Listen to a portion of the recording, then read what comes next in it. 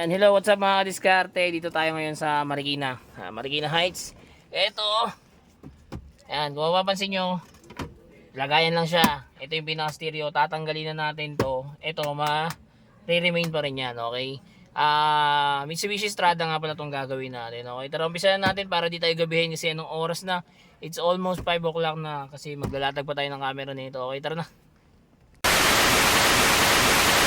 Ayan, nabaklasan natin siya. Ayan, tanggal yan. Stay lang stereo.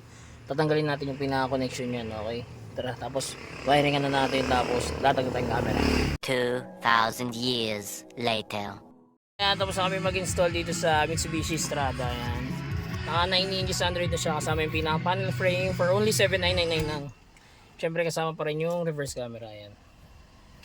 So mga gusto po mag-avail, drop message lang. Don't forget to like and follow na rin mga kadiskarte.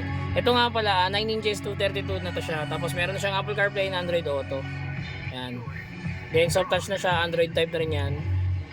Meron na rin itong split screen. Pwede ka rin mag-Waze, YouTube, Netflix, Google Maps, and anything na pwede nyo i-download sa Play Store. Okay, ingat, ride safe sa lahat.